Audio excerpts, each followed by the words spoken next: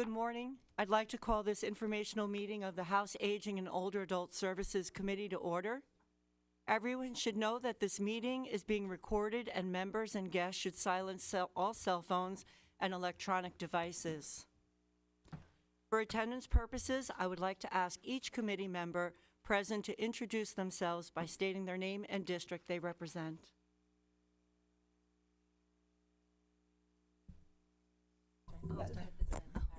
Representative Stair, 107th, Northumberland and Schuylkill counties. And Representative Kozarowski, 114, Lackawanna County.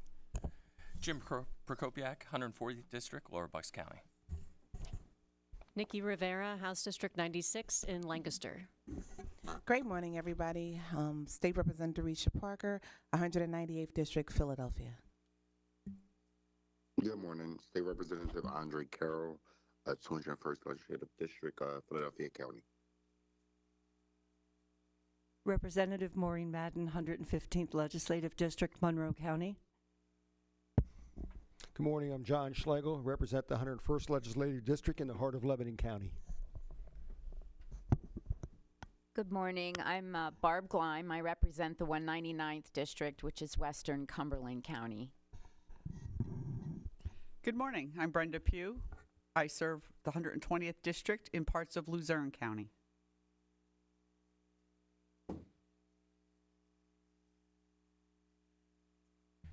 Morning, Rep. Khan from Philadelphia, 194. Thank you. And members online, if you'd like to introduce yourselves.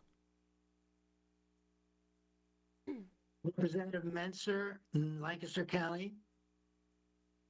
Good morning, Chair Menser. Representative Ian Kruger, Delaware County. Representative Lawrence County. Representative Shelby Labs, 143rd District, Bucks County. Thank you. Mike Jones, York County is here. Thanks.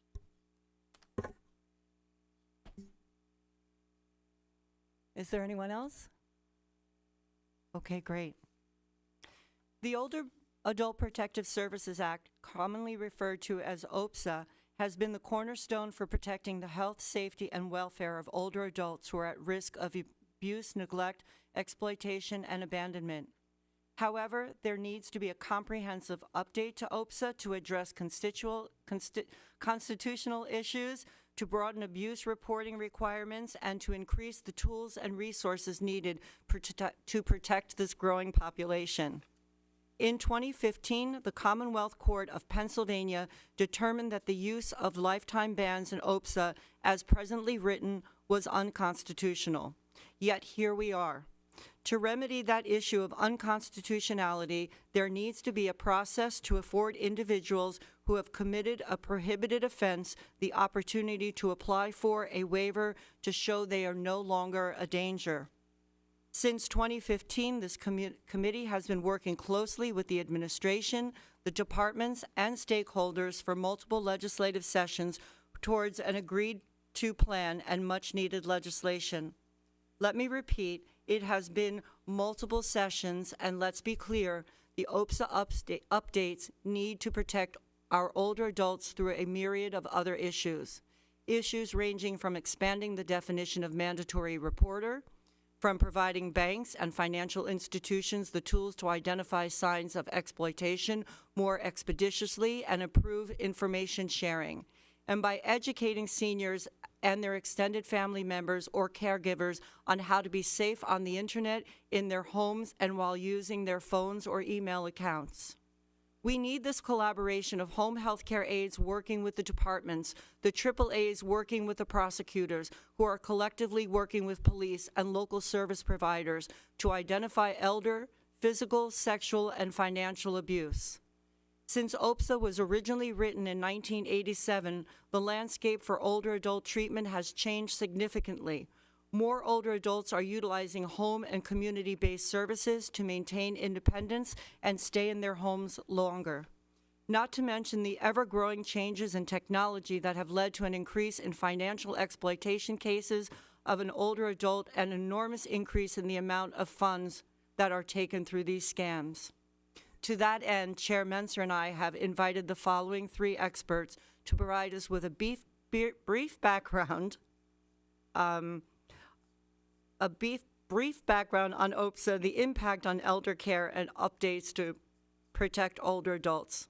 With that in mind, we are extremely lucky to have former Aging Secretary, longtime friend of the committee, Teresa Osborne, who represents AARP, Pennsylvania Senior Director of Government Affairs, Cody Jones, from the Pennsylvania Home Care Association, and Senior Deputy District Attorney Chelsea Robbins, who represents the Pennsylvania District Attorney's Office. Thank you for being here. And before we get started, Chair Menser, do you have any opening comments?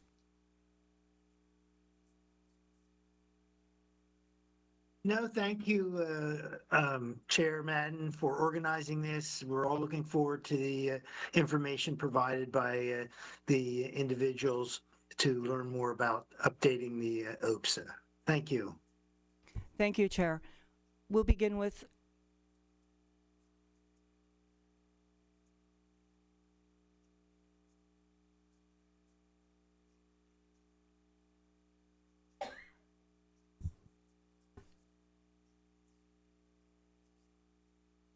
Well, good morning. Thank you so much, Chairperson Madden and Chairperson Menser, who's joining online, and members of the House Aging and Older Adults Services Committee for holding this important informational meeting on elder abuse and needed amendments to OAPSA.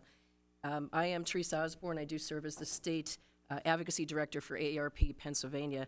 For AARP, we are the largest nonprofit, nonpartisan organization representing the interests of over 5 million Pennsylvanians who are age 50 years of age and older, and AARP definitely appreciates the opportunity to be before your committee today. While my written testimony covers a lot of space and has resource links to it, I know Chuck and Anne-Marie were making sure that the committee members have it. While I'm confident you will and your staffs will read every single word of it, I'm going to touch on just various parts of our testimony for the purposes of my speaking before you today. In the elder abuse space, AARP believes that states should enforce and enact laws that fully funds the state's adult and older adult protective services, commonly referred to as APS or OAPS programs. We also believe that states should enact and enforce laws that makes it a criminal offense with enhanced penalties to abuse, neglect, or exploit a vulnerable older adult. We also believe that the laws in the state should provide victims and their legal representatives adequate civil procedures and remedies against perpetrators of abuse, neglect, exploitation, or abandonment, including a shift in the burden of proof, award of attorney's fees and costs, expedited hearings, and when necessary, posthumous recoveries for pain and suffering. And lastly, we believe that laws in Pennsylvania and other states should be enforced and enacted that makes institutions liable for criminal and civil penalties for victimizations of those entrusted to their care. Since, again, I trust that our written testimony will be read, I want to focus on the significance of this moment in Pennsylvania's history. As Chairperson Madden just mentioned, it's quite a few years since Pennsylvania finally, I would say in 1987, which, again, was just a few years ago. I'm sure some of us in this room may not have even been born in 1987. I, however, was, and at that time, in 1987, I was just finishing up my work at Marywood University in Scranton, where I hail from. A fellow Lackawanna County resident is our current secretary, Jason Kavulage. But I started working with the Older Adult Protective Services Law in 1990 as a protective service investigator. I'll talk about that in a couple more minutes. But back in 1987, it was a Republican senator from Delaware County, former Senator Joseph Loper, who introduced then Senate Bill 5 of 1987. When that bill was being considered for final passage, Senator Loper commented, and I want to share this quote with you all. Senator said, quote, "This bill was first introduced back in the 1980 session of the General Assembly. It has been well worked over through all the various interest groups in the field, particularly the Aging Network, the area agencies on aging, the professionals in the field, the Department of Aging, the House and Senate committees on both aging in youth and health and welfare. I believe this final agreement represents a step forward for Pennsylvania in providing protective services for our elderly," end quote. When Senate Bill 5 was finally signed into law as Act 79 of 1987, it established for the first time in Pennsylvania's history the system of protective services for adults age 60 and over and gave responsibility for investigating reports of need for protective services to the Pennsylvania's Department of Aging and its network of 52 local area agencies on aging that cover the Commonwealth's 67 counties. I just mentioned my personal note that it was 1990 when I began working as a protective service caseworker in my home county of Lackawanna. To say that I literally grew up on Act 79 of 1987 is an understatement. While I was then a young caseworker, I am no longer young, but I'm here nonetheless, as I have been for over 3 decades. I've investigated countless thousands of cases. I've supervised and trained countless caseworkers. I've educated colleagues and older Pennsylvanians and their families and community professionals on this law. I have advocated here in Harrisburg for nearly 2 decades on ways to strengthen the law and ensure its relevance with the emergence and sophistication of technology, as was mentioned in the chairperson's opening remarks. And through all of those years, the North Star has been that the original intent of Act 79 of 1987 has remained the same, to ensure that older Pennsylvanians, those aged 60 years of age and older, who are at imminent risk of abuse, neglect, exploitation, or abandonment, have access to and be provided with services necessary to protect their health, safety, and welfare.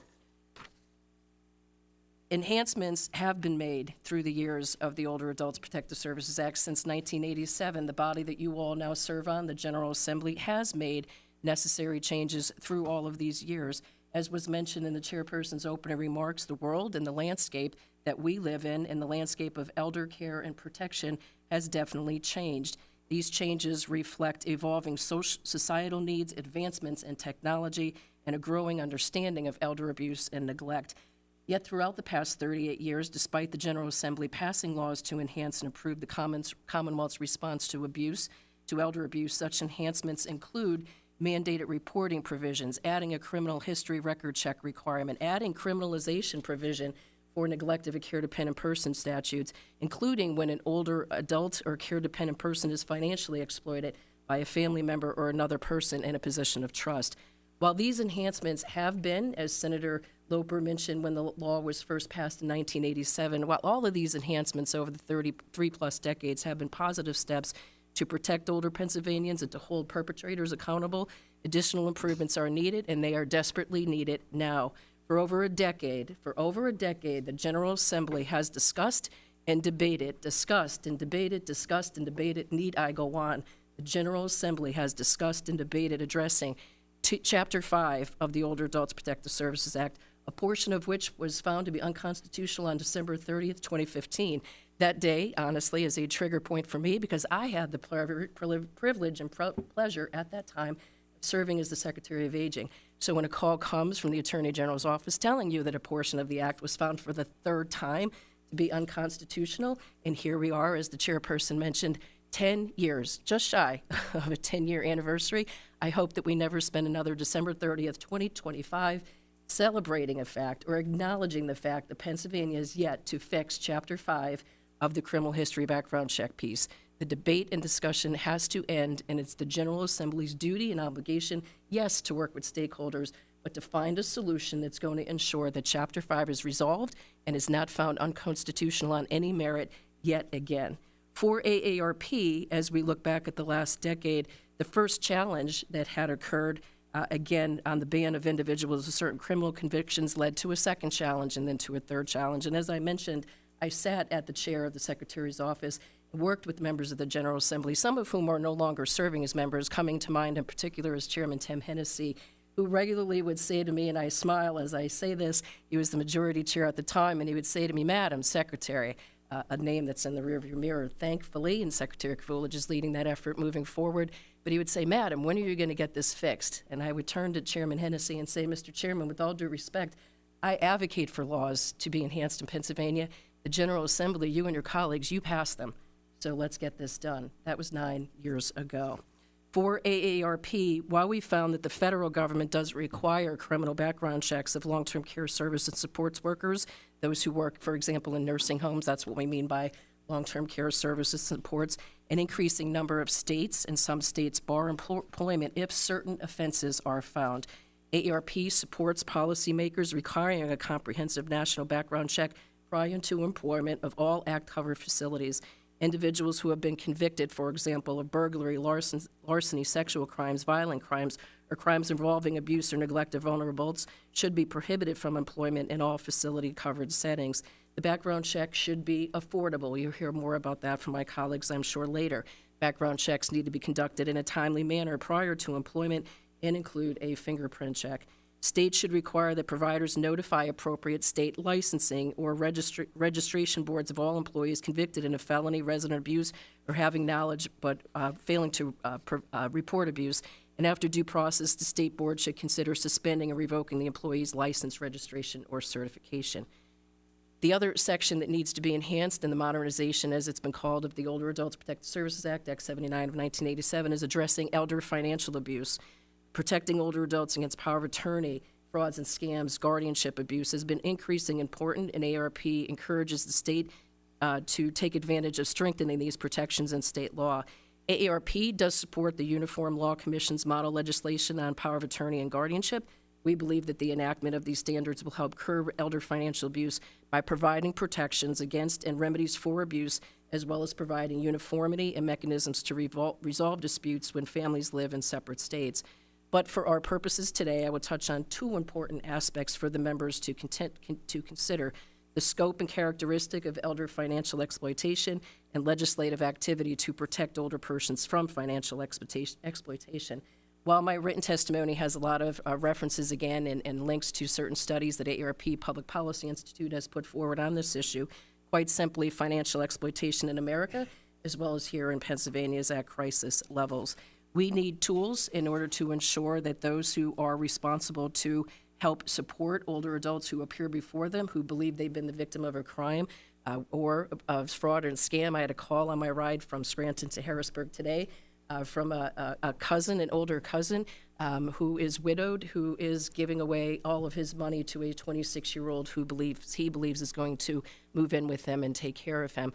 So far, what was reported to me today, literally on my ride down here, is about $25,000 from his savings over the course of 5 years being a widow, in terms of what's going to happen and reporting, and I was giving that direction. That happened on my ride here today. I'm sure all of you and your constituents within your districts, you get calls, you and your staff, on a regular basis, I'm sure, of what's occurring in the fraud and scam and financial exploitation place, and Pennsylvania needs additional tools in the toolbox in order to ensure that it implements what is called a report and hold law. States like Pennsylvania are aware of the growing problem of financial fraud and abuse facing our burgeoning aging population, and it is time that we take steps to protect them. Just like the saying goes, it takes a village to raise a child, it also takes a community to safeguard seniors. In addition to the Older Adults Protected Service workers, law enforcement and elder law attorneys are central players in this fight, but they are not the only ones. Beating the bad guys requires a network of good guys, and those who work in financial institutions, our bankers, are a critical cog in the wheel of this battle. They are indeed the good guys. In AARP, we support the North American Securities Administrators Association Model Act. The NASA, as it's called, which sounds like a funny name because you think of spaceships, but in this case, it is dealing with financial frauds and crimes. So the NASA report of model legislation, they have what, again, is called the Senior Model Act. It authorizes brokers and investment advisors to delay dispersing funds if they believe it will prevent theft. It has been adopted in 42 states and territories, and we believe that a report and hold law is needed in Pennsylvania. This issue, too, has been debated for well over a decade, and it is time that Pennsylvania finds the way to thread the needle to ensure that we have an appropriate report and hold law to give financial institutions and those tellers behind the counter, who are often the first ones who are seeing some of the signs and symptoms of financial fraud and exploitation, have the tools and the protection they need to report and then to hold for a small period of time that transaction, given time for the Older Adult Protective Services workers and law enforcement, when appropriate, the opportunity to investigate and make some determinations on, are you giving that money to the ethers where somebody that's going to get it isn't going to do you any good, or is your hard-earned money going to be protected so that you can afford to live the lifestyle of which you're accustomed to living? Financial abuse of seniors, however, does also cause injuries far beyond the pocketbook. The abuse frequently affects their physical and emotional health, and the state, in many instances, finds itself trying to pick up the pieces. The enactment of stronger safeguards against the abuse of elders is a win-win situation for the state and for every single older Pennsylvanians. To stop elder financial exploitation, we all have to work together. Regardless of what our role or title is in this fight, each of us has a role, whether it's passing legislation, enacting legislation, enforcing legislation, or, as I did all those years ago, actually being on the front lines as our protective service workers today are in terms of investigating these cases and taking the steps necessary to reduce or eliminate the abuse, which is what the Older Adult Protective Services Act calls for. So we encourage a culture of reporting and ensuring the victims receive the support that they need. AARP looks forward to continuing to work with you to amend the Older Adults Protective Services Act.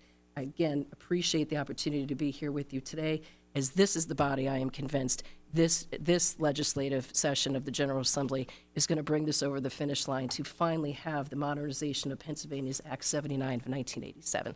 Thank you, Madam Chair. Thank you, Director Osborne, and thank you for that vote of confidence. I really feel like this is going to be the body with our partners in the Senate. And I'd like to start by thanking you for your decades of advocacy for our seniors and all the work that you've done in the history of the OAPSA bill, because not all of us have been as dedicated as you have for all these decades. And we look forward to your input as we continue working on this legislation. You gave such a comprehensive testimony that you answered all my questions. I love when that happens. Yeah, so if anyone else has any questions, and before I give it over to Representative Kozarowski, I'd like to acknowledge members who have joined us: Representative Eric Nelson, Representative Jess Benham, and Representative Keith Harris. And before we start with Rep. Kozarowski, Chair Menser, did you have a question? No, I have no questions at this time. Thank you. Rep. Kozarowski? Thank you, Chair Madden. And I am very proud to say that Teresa Osborne is my constituent in Lackawanna County. I have you and the Secretary of Aging. So when I run into you two in the grocery store, I know that I have, like you just said, we have work to do. My question really is, there's all sorts of abuse, unfortunately, that happens in our elderly population. But the financial abuse that you just spoke about today on your way down, the phone call that you received, what kind of training do because it's happening at that level, and that level is the bank, right? Those tellers, like what kind of training because they're like the front stop workers there that can see, because people do know their tellers, people do know their bankers a lot of times. And now so many things are done online, they're not seeing them in the banks anymore. So what kind of training do our local bankers, tellers, that kind of workforce have to kind of, because you said that there should be some sort of a delay, that there is some kind of cause that maybe the attorneys or the police or whoever needs to get involved can do such. Sure. So thank you for the question and for the kind comment with regard to our connectivity to Lackawanna County and all things Scranton. So I'm certainly not the expert when it comes to what the federal government requires federal financial institutions to provide their bankers. But when I think of banks in each one of our communities, everyone in that bank, especially I shouldn't say especially, including the tellers, are required to go through training on how to identify, what could be a suspicious activity. And there's a whole boatload of training that goes into that, and we could certainly follow up. And I know there's other experts in the banking industry that are holding on my every word as I answer this question. So I will certainly defer to them as well to give the specifics of that.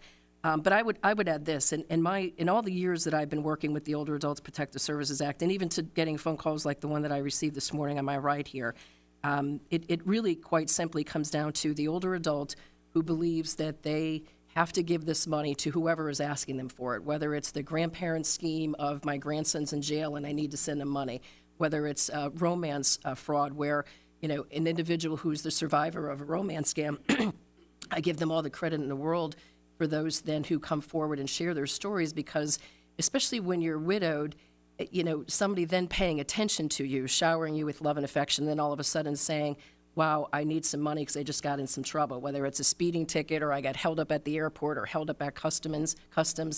And when you're longing for that, that some time of connectivity, which is the call that I received this morning, it's very easy to say, yeah, I have money, I want to help you, because then I want you to come and visit me. So those individuals who are survivors of romance scams and all other kinds of scams coming and then talking about what their experience has been for AARP and the Fraud Watch Network is really one of the best ways to prevent it from happening to somebody else. In addition to training, as a young caseworker, when I went through my original training, I'm the nerd that has their original OAPSA manual, which is a binder, because, it was 1989, so we didn't have technology like we have now. So it's a big binder, like yay big. It has all the policy provisions in it. It has quizzes in it. Takes you through the OAPSA Act. But anyway, my point is there's training that each of us goes through when we're going to work in this field in order to identify risks, to identify, wait a minute, we should really pause and take a look at this. And the most important thing for me, Representative Kozrowski, is that then a conversation can be had with the older adult. And I know it's really difficult, and banks are finding themselves sometimes in a pinch, because a lot of bankers have talked to me about this, of the older adults saying, but it's my money, and if you don't give it to me, I'll take it out of your bank and go somewhere else. And nobody wants to hear that, and I'm not a banker, but I would feel bad if I was being told that, because all you're trying to do is help. So having a report and hold law where it could be reported, held, and then dispersed if appropriate, is going to give some time, some buffer, to make sure that the older adult doesn't lose that money unnecessarily. And then the fear and that my family's going to say, wow, you shouldn't handle your money anymore. Who wants their kid telling them that, right? Or who wants to say you don't know what you're doing, that you're embarrassed. You're embarrassed to say I was the victim of some type of fraud or scam. So there's also that wraparound piece that goes along with it. More folks, research has shown that victims of abuse, neglect, exploitation, or abandonment that also wraps in financial exploitation are also more prone to suicidal thoughts and tendencies. So this is a wraparound. This report and hold law, in our opinion at AARP for Pennsylvania, isn't just about the financial institutions. The Older Adult Protect the Services Act was born on the premise that Pennsylvania is going to have a law in place that protects older Pennsylvanians. This is about the older Pennsylvanian. So we also need a training program modeled around when this change, I'll say when this change is made, that Pennsylvania adopts a report and hold law. Older adults need to be trained too, so that I know if I'm at my counter and my teller is telling me, wait a minute, Teresa, you really want to make that transaction? That I know that they're going to talk to me about that. That's part of the training program. It's not just for those who are behind the counter, it's for those who are in front of it. So I appreciate the question, and we did not rehearse that, but it's really important that training programs are not just for those behind a counter, but those in front of it as well. Thank you. And just like to mention that we will have banking institutions at our future meetings to discuss exactly what you're speaking about. Rep. Parker? Thank you for your comment, especially that is always going to be near and dear to my heart. Something just recently happened to my mother, and I didn't hear you, and now we're, and then when you're talking about it, I'm reliving everything that she's saying. But the other thing about it was the fact that how quick it happens, and what are the safeguards that you really want to be put in place. So as you're talking about the training, and as you're talking about moving forward with the legislation or the act and what we need to do, what else do you need to raise the alarm? There used to be a time, there's something called PSAs. There used to be a time that people were doing advertisements. There were all of these things that used to happen, and I don't see any of that type of educational, informational arm happening. And what can be done for that? I know I have 8 senior buildings, and they look forward to the lunch and learns. We even incorporated in bingo. So we make it a game that they're not just having fun and eating, but they're learning. So what do you want us to do as far as trying to roll that out? What would that look like? Sure. No, I appreciate that, Rep. Parker, and I hope all is well with your mom. If we can be of any assistance, or the Fraud Watch Network definitely can assist as well. So I'll say this in response to your good point. I mentioned a little bit earlier in my comments that every one of us is Pennsylvanians, right? And we're here in this, beautiful building today as part of a General Assembly informational hearing for this committee. But every one of us, when we leave this room, has a role we play, and now hopefully all of our knowledge, is heightened a little bit in terms of, wow, what if somebody in my family calls me tonight and says this happened? So I would say this, that in each of our communities, I mean, Pennsylvania's a pretty big state, right? 67 counties, 52 local AAAs. We have the largest, body of General Assembly members. 203 of you are members of a House. We have 50 senators. We have an Attorney General. We all have opportunities in our communities to work with our Area Agency on Aging, to work with our local district attorney's office, to work with the Attorney General's office. Each one of you, I'm sure if I asked for a raise of hand right now, your hand would go up to say, yes, in my district, we have what we call scam jams, where we bring folks together. We work with the Attorney General's office on fraud bingo. So it's the collaboration, the coordination, the communication of how are we educating each other, how are we educating our older adults and their families about what financial exploitation, frauds, and scams are, and what are we doing in our local community. For AARP, we also have a Consumer Issues Task Force.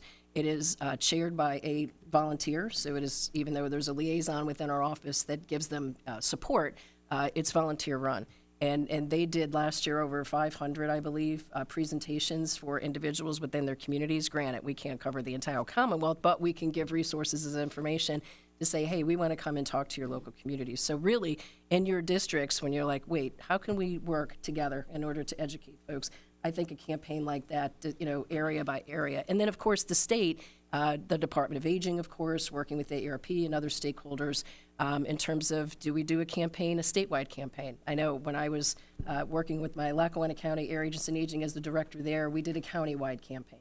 So I think it's those conversations that need to break open and occur so that we can make sure we're hitting, 13 million Pennsylvanians. It's a lot of us to be educated on this. So we all have to work together in terms of bringing our resources individually, collectively on the educational front. Thank you so much. And we have 3 more questions from members, and I'd like to ask members to keep your questions brief. And the answer briefer? No, we want the facts. But you will be here for the duration, so if anyone has any follow-up questions, they can ask you. Absolutely. So let's please make our Representative Gleim, and then we have Representative Prokopiak and Representative Jones after that. Thank you, Madam Chair. My local Department of Aging in my county doesn't have enough staff to even process the rent rebate expansion. And so I'm worried that they're not going to have additional capacity to help in this area as well. Would you put time limits on the amount of time it takes to get like a background check, or the amount of time, the delay for the banking, or would you give some type of, counsel on that? Right. Well, so the NASA Model Act does recommend certain time limits for the report and hold, and the links that are provided within my written testimony does have all of that, but I could certainly follow up and give you what the model legislation calls for. AARP supports the model legislation in terms of the time limits of 15 days or 25 days, or there's a lot of debate that has occurred over the course of the last couple of years, and including the past year, with regard to how much time, but we do support the NASA model legislation in terms of the link.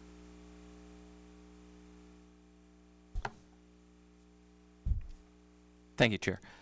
My question is a follow-up on Representative Kozarowski's question, basically with the elder financial abuse. As we see banks more and more push virtual banking, ATM banking, we're taking the teller out of the equation, if you will. How can we prevent that financial abuse? Because that's obviously a huge hole that can be driven through by people who are intending to scam these seniors. So just what are your thoughts on that? No, it's a great question. So if I don't do virtual banking because I've discovered I'm not good at it. I have a lot of my dad in me, so it's the old-fashioned go to the counter. However, many members of my family do use virtual banking. Whether I'm standing at the counter taking out $10,000 or I'm doing it virtually, the bank still tracks that. There are certain provisions, and again, I'm not the expert on the banking side of this equation, but there are provisions that are required under suspicious activity reports that they still flag that there's a withdrawal being made. Research has shown that more older adults are more inclined, likely to go to their teller. However, there are certainly a good amount doing online. But the same provisions are in place, virtual withdrawal, or in terms of tracking that and monitoring over time. And then, thank you. Rep. Jones? And Yeah, I'd like, thank you, Chair. This is, excuse me one moment, I'd like to acknowledge that Rep. Serrato has joined us. I apologize. Go ahead, Rep. Jones. oh, no, that's no problem. Thank you. This is very valuable. I think I'm certainly in agreement that we need to do all we can to protect our seniors, and this is tragic and disgusting behavior in behalf of the perpetrators. But the question I have, let's just use the example you cited, and I apologize whether it was a family member or a friend, but the gentleman that had the 26-year-old who he would appear to be a victim of, I believe you called it romance abuse. Again, no denying disgusting behavior. In that scenario, not his personal information, but in that scenario, let's say that, they hold his funds, they research it, he's clearly being taken advantage of. Let's assume he's, though, however, still of sound mind and body. He might be naive and a victim, but does the legislation provide for his funds to, ultimately it's his money. So is it, as the name implies, that the money is held, but ultimately it's his decision whether to continue and make payments to this young woman in this example? Or are there scenarios where the government would actually say you cannot spend your own money, regardless of how foolish and tragic that may be? So is it truly a hold? Because you made a brief comment that if it's deemed to be appropriate, then it's kind of released, paraphrasing a bit. Or is there a scenario where he could be prevented from spending his own money, foolish as it may be? Excuse me. Thanks, Representative. You got the scenario. That's good English. You got the scenario right in terms of an allegation of a romance scams against a family member of mine. My immediate response, because we don't have a report and hold law in Pennsylvania, was to report it to the Lackawanna County Area Agency on Aging. Why do I do that? Because I know that the Area Agency on Aging will go, because they're going to receive a report of need for protective services, they're going to go to the home, they're going to knock on the door, and they're going to say, yo, hey, they'll say something nicer than that, but they'll say, hey, we received a report of need for protective services. There's a concern that the withdrawals that you're making from your bank are not going to a legitimate use, but you're being taken advantage of potentially. We want to talk to you about that. That's the role of the Area Agency on Aging. They don't walk in saying, how do we get you your money back? They want to investigate that case. What led you, to these behaviors? You don't know this person. You've never seen them. You never met them. You met them online, so on and so forth. That's an investigation. During every investigation that an Area Agency on Aging worker conducts in 52 counties, it doesn't matter what county you're in, the role of the Area Agency on Aging is to take steps to reduce or eliminate the abuse. So if you're of sound mind and, your doctor says, yeah, he's making a bad decision, but it's his bad decision to make. I make hundreds of bad decisions a day. I, at the end of the day, have to own them. The Older Adults Protective Services Act intention is to ensure that older adult understands the consequences of their decisions. Now, if something is found within that investigation to say, wait a minute, they were just diagnosed with dementia, or they were just diagnosed with some other type of chronic condition or disease condition that could be impacting their ability to make good decisions, to protect their own money so they can afford to pay their bills, then there's tools within the Older Adults Protective Services Act that allows that Adult Protective Services Act investigator to take steps to, to protect the older adult. On the other side, the money walking out the door, so to say, if the money's gone and that person is of sound body and mind and can make those decisions for themselves, that's their decision to make, to lose all of their money. But if it's a legitimate course of action, and the banks in this scenario, and for states that have this type of law in place, is just giving them time to work with. It's got to be tandem. It's got to be the Area Agency on Aging working with the banking institutions to say, hey, this is what our investigation just yielded. And if law enforcement happens to be involved as well. So it's communication, collaboration, coordination between those entities that work together under a report and hold law. But to your good point, Representative, at the end of the day, I have a right to make decisions with my money, whether it's taking my money to another financial institution that still hopefully would be held by a report and hold law, to say all we want to make sure is that your hard-earned money that you're living on now is going to be there for you, and it's not going to some fraud or scam. And if you decide you want to continue to give money to somebody that you hope is going to come and live with you, that at the end of the day is what the investigation results will yield. Sorry, I didn't keep that short, but there's a big difference in my mind between the role of the Lackawanna, sorry, I go back into bad good habits. I go back to where if I was investigating that case, but any area agency on aging, that's their role under OAPSA versus, reporting then to law enforcement, or if Pennsylvania adopts a report and hold law, the role of the financial institutions within that. Well, thank you very much for the Thank you. clarification. We appreciate it.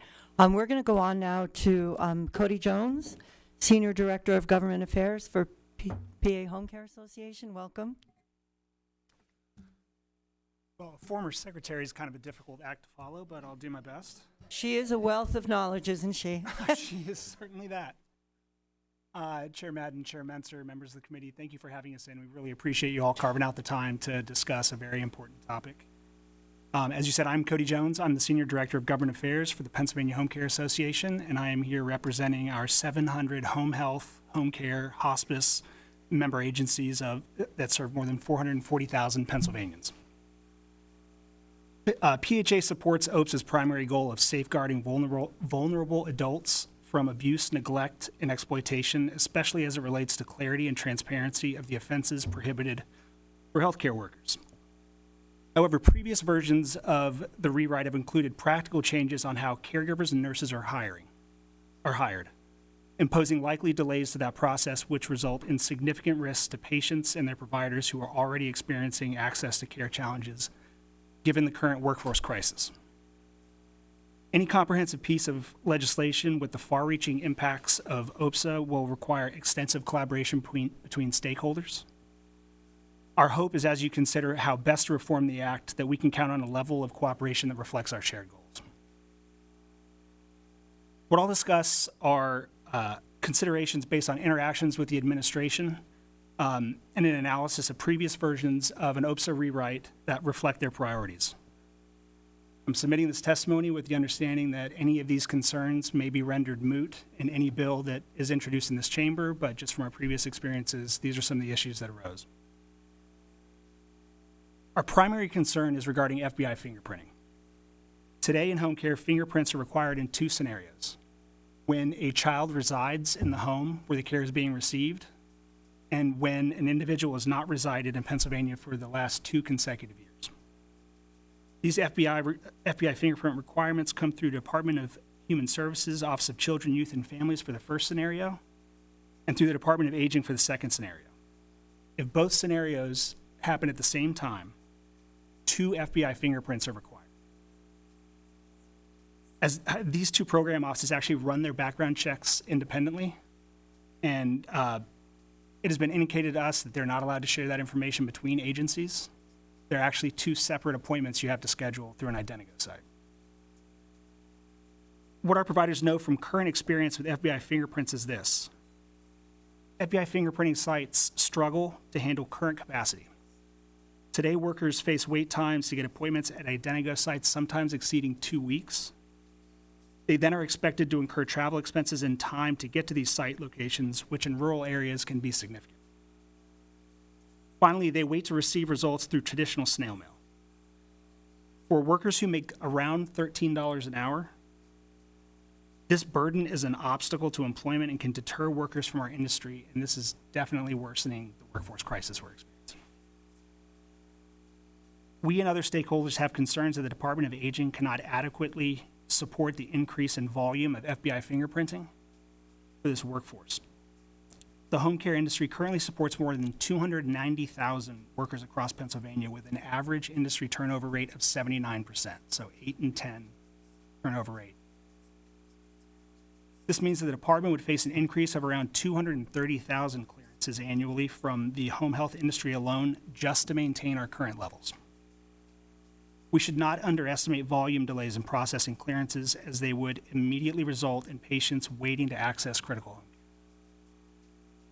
In previously proposed language, employers would bear these costs of the additional FBI background checks through the Department of Aging at $25.25 for each background check, or an estimated $5.8 million annually to support the current workforce replacement rate.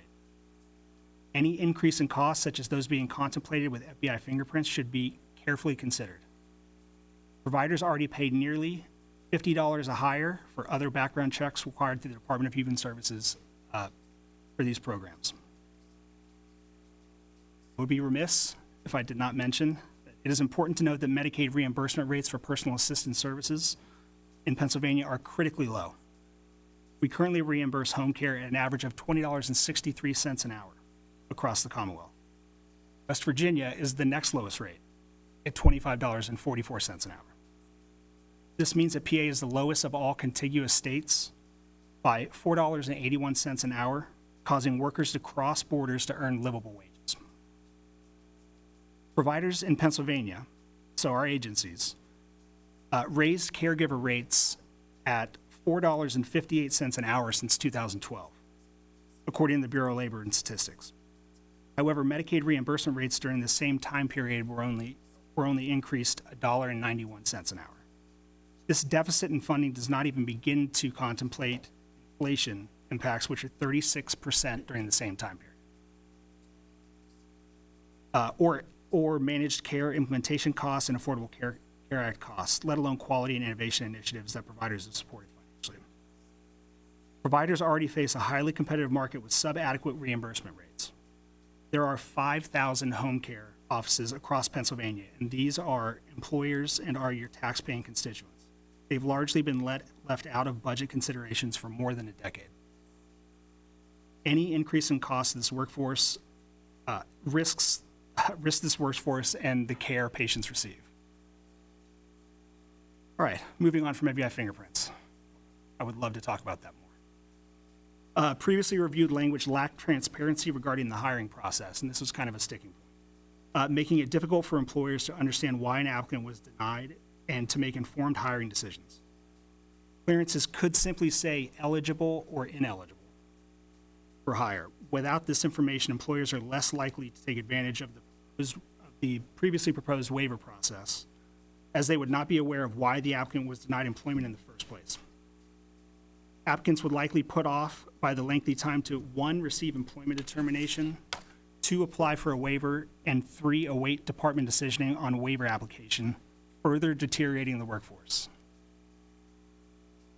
Next, I'll note that previously reviewed provisional hiring recommendations have caused significant confusion and further delays in hiring decisions, delaying starts of care and access to service for patients.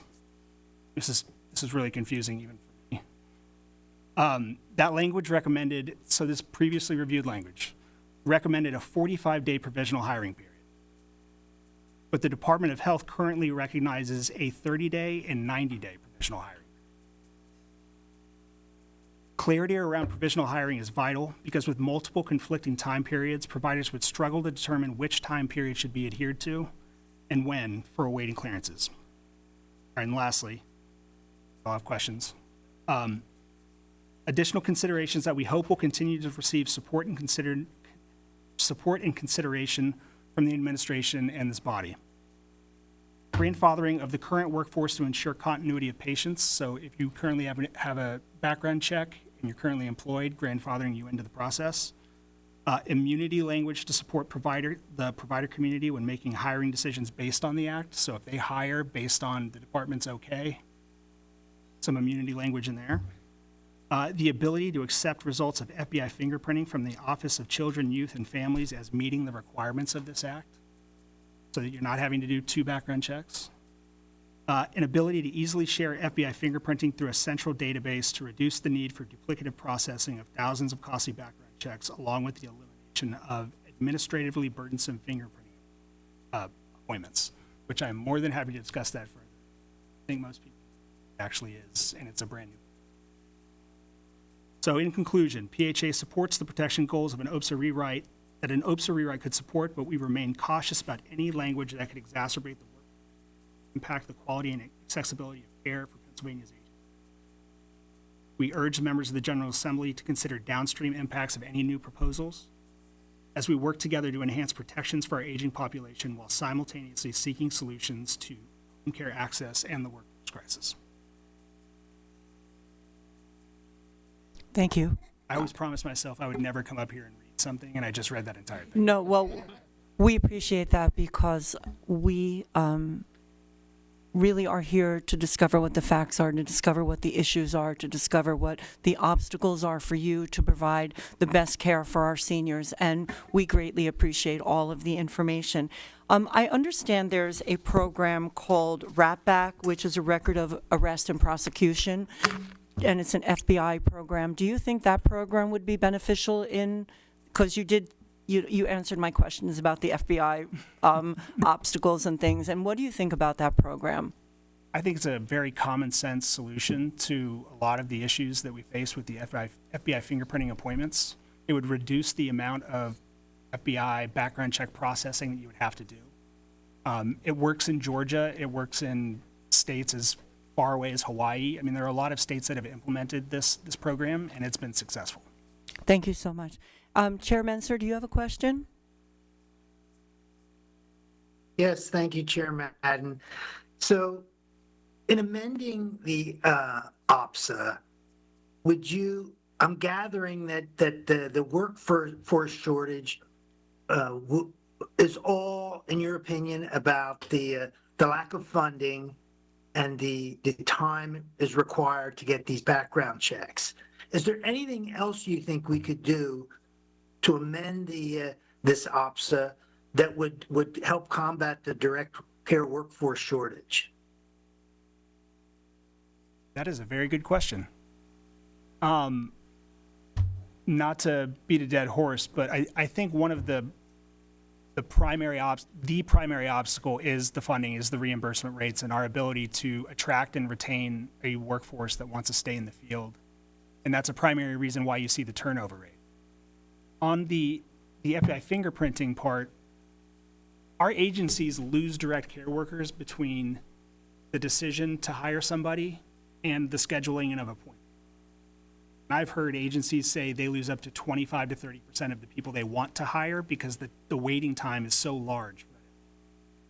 So it doesn't seem like that would be a huge obstacle, but it is actually a huge obstacle when somebody needs to make money to support their family and they can go to Wawa and make $15 an hour. So as far as OAPSA goes, I think those are the two primary obstacles. But I could definitely put some more thought to that and get back to you. We appreciate that. Rep. Serrato? Thank you. So having been a home health care aide previously, I actually have gone through the fingerprinting process. I've done all the background checks. It is laborious, to say the very least. But my question is, at the same time, we can't eliminate these background checks. We can't eliminate the need to make sure that the people who are taking care of our seniors are decent human beings who are not out to harm them. So we don't want to have two background checks. So that's something we should definitely be looking into. It makes no sense whatsoever if you're cleared through one department, why you wouldn't be cleared through the other automatically. But what's your path? What do you think the best option, the wait times, let's be honest, with the federal government and everything that's happening right now, I've been trying to get a Social Security appointment for 2 months and I can't get in. So that's only going to get worse. What do you propose we do to address it in general? Because I don't think it's going to get easier anytime soon with the cuts to all of our federal agencies. We're going to be short-staffed even more than we ever have before. What do you think the course of action is on that? So I just have to say this as a former congressional staffer on the Social Security thing. Call your congressman's local office and ask for the constituent services rep that specifically handles Social Security, and you'll be able to get an appointment. So as far as the path, what we're seeking to do with any OAPSA rewrite is strike a balance between protecting seniors and increasing access to care. We are in a situation where we're currently experiencing 112,000 missed shifts a month, at least. And that's old data. I'm assuming it's higher now. So any barrier to entry to begin to solve the workforce crisis is problematic for us, as well as the increased costs. That being said, there are a lot of solutions that will both address the protection side while mitigating the potential downstream impacts on the access side. And that could be anything from increasing the amount of time that you have to have consecutively resided in Pennsylvania from 2 years to 5 years, for example. Solutions like that. And we're open to a lot of discussions around this.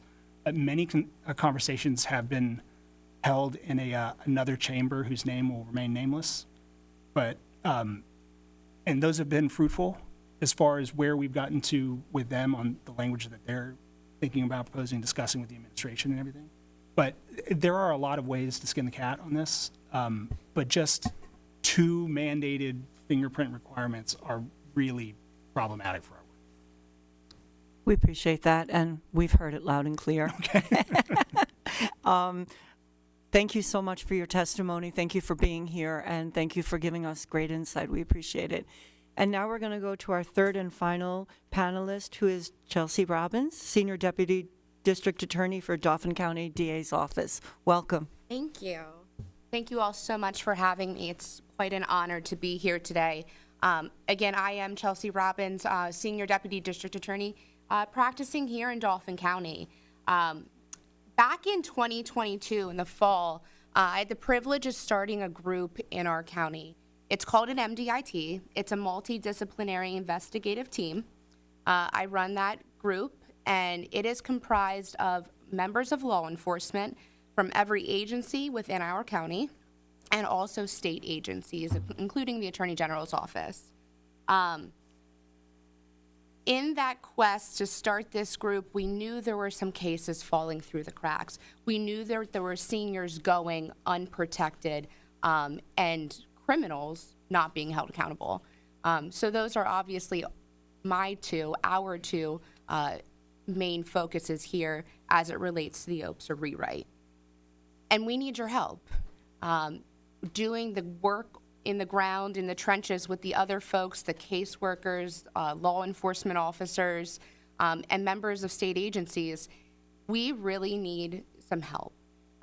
First would be mandated reporting. I have been talking about this endlessly, it feels like, for probably going on 3 years now, since my involvement has really kicked off in my capacity. It needs to be expanded. I really think that we're dealing with a situation here where we see the protections that we put in place for children. I don't know why we're not doing the same for older adults. They are an extremely vulnerable portion of our population. And I think it's predicted by 2030 that almost 28% of Pennsylvanians will be 60 years of age or older. So we have a lot of people who need our help too, and need your help. So what we've proposed, what we're asking for is to really strengthen the mandated reporting statutes, who that includes. And I think if we look and we mirror what has been done in the child abuse realm, it makes sense. We're talking adding law enforcement, people who have contact, direct, indirect contact with seniors, people who work at senior centers, right? Our home health care aides, everyone. Because we can't do this if we don't work as a team. And right now, I don't really think we're working as a team. And I think you, all of you here, could really assist us in getting to that team-based approach. I think the MDIT structure works. It's working in Dauphin County. It's slow. Things don't just get up off the ground overnight, but we are making progress. We are conducting investigations as a team, as a cohesive unit, but we need help too. With mandated reporting, what we need is the groundwork. What does that look like if we're going to say, these are mandated reporters now, right? What I've not seen through the OAPSA rewrite, and I think we really need, is what does it look like with mandated reporting?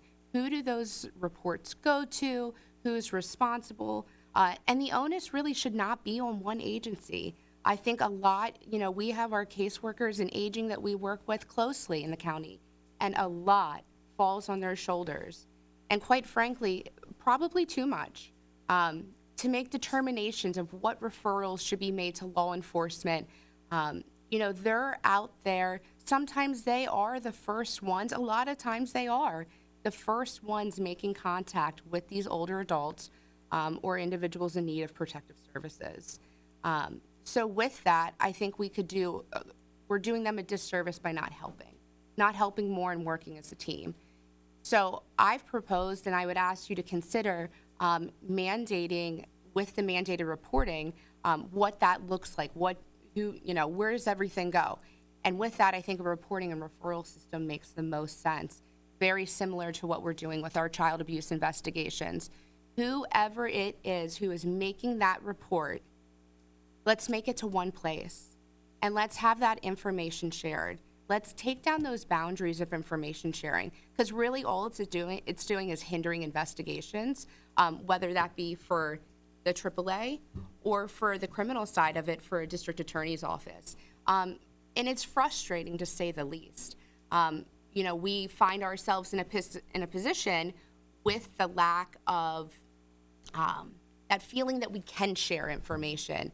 And what can be shared, and at what point, the time frames that are necessary. And we're stepping on each other's toes, and that doesn't have to happen. We can coordinate our efforts so much better and hold criminals accountable for what they're doing to our seniors, whether it be physical, sexual, emotional, or financial abuse throughout this Commonwealth. So with that, I think that I have had this opportunity in the position that I am to see stuff that works and what doesn't. The MDIT, it's working in Dauphin County, but we still need help. Like I said, mandated reporting is absolutely at the forefront for us. And I think with that, as I said, it's almost necessary that we map out what that will look like. So that's probably has been part of our conversation for a long time now, a couple of years, that we've been looking for a reporting and referral system. And unfortunately, we have been faced with some pushbacks. Everyone's afraid, as I said, of the information sharing. As it relates to some of the financial stuff, that's a huge amount of the cases that we're seeing right now. Probably well over 60% of the elder abuse cases that are coming into our office in Dauphin County alone. I have had the privilege of being part of the banking and securities efforts in the scam jams that they've done across the county, and it's great. And I would really love to stop having conversations with victims and families of victims to tell them we're not going to be able to recoup the monies that they've lost, that their entire life savings are now gone. That's a tough one, and we have it far too often. So prevention, outreach is a huge part. Not only training our citizenry, but we also have to train our law enforcement officers, our aging caseworkers. What are we looking for? So I think as a whole, I can't stress enough how important it is to do this together. And I think we'll fail if we don't do it together, because as it stands now, it's so divided, what's prescribed by OAPSA. I'd like to open it up for questions. Thanks for letting me, guys, today. Thank you. Thank you for this informative and meaningful testimony, because it's so important that we understand what it looks like when it gets to your office. And again, third panelist, I'd like to thank you for answering my questions in your testimony. Mine was, what would you think is the most important single thing we could do? And I'm hearing what mandated reporting looks like.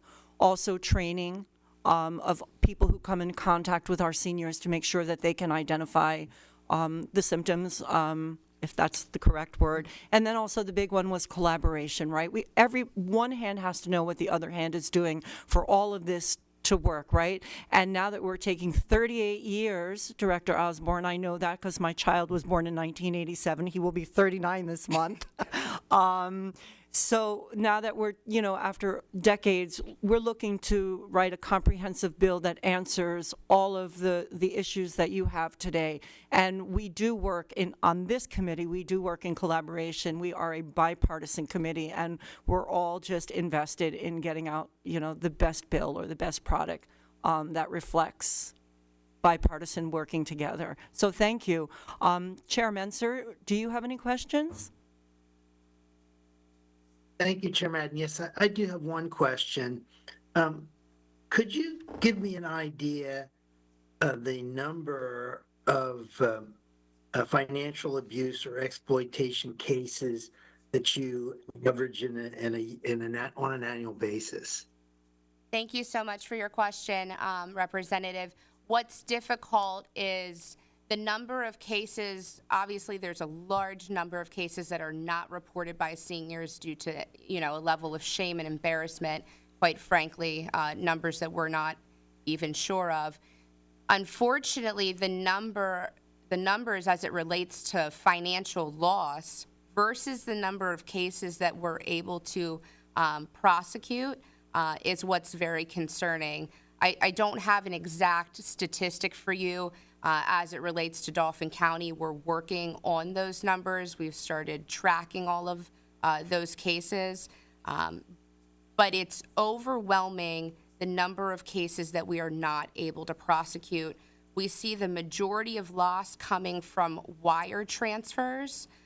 So I would have to echo the concerns too with the holds that need to be in place. I've previously suggested maybe thresholds as it relates to wire transfers, just because if we can start tackling where our biggest losses are occurring, that would be the one that I see the most, and work from there.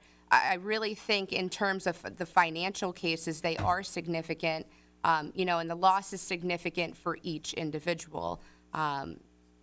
It has to be well into the tens of millions of dollars every year just in our county alone of loss. And a lot of times with the financial piece, not even just the financial piece, but as a member of the law enforcement community, we're often too late to the scene. Sometimes aging gets a referral, but we're not getting those referrals. And certainly not in a timely fashion where we could be of assistance in investigating in a hold period too. So I'm sorry, I hope that answers your question somewhat. We just have a very, very large gap between the cases that we can actually prosecute and the stuff that comes in and we just can't because it's too late or those funds are overseas in a lot of cases as well. Thank you so much. And we have one final question from Rep. Schlegel. Thank you, Madam Chair. First of all, I really like your comments on the increased mandate reporting requirements. As a former educator at one end of the spectrum, I think it's equally, if not more so important, at the other end of the age situation. You made a comment in response to Chair Mentzer's question about the financial abuse number of investigations. And one of the comments I took note of is that oftentimes you don't receive those reports or those claims in as timely a manner as possible. And I was just wondering, how could you receive more timely reports for investigation? Thank you very much, Representative, for your question. And this would kind of answer your question not only on the financial piece, but everything.